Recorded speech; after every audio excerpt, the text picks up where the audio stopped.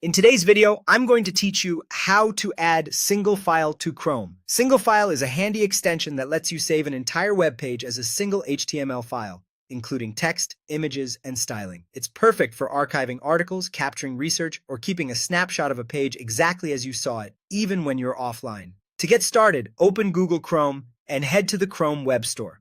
The quickest way is to type Chrome Web Store into your address bar or search engine and open the official store page. Once you're there, use the search box and type SingleFile.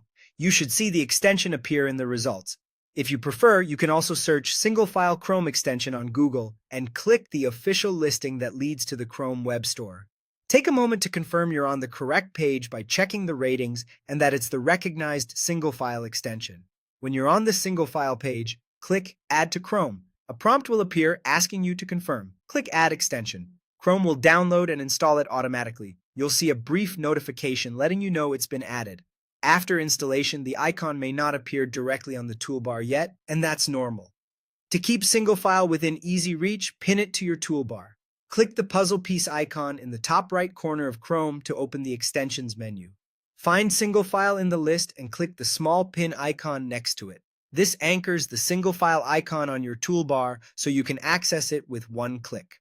If your toolbar is crowded, you might need to drag to rearrange or make space, but once pinned, it stays visible.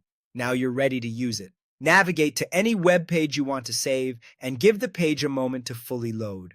Waiting ensures SingleFile captures all images, styles, and embedded content accurately. When everything looks complete, click the SingleFile icon on your toolbar. The extension will process the page and automatically save it as a single HTML file. You'll see it appear in your downloads, typically in your downloads folder with the page title as the file name. You can open that file later in any browser, even without an internet connection, and it will look like the original page. For very long or media-heavy pages, allow a little extra time for saving. That's it, simple, fast, and reliable.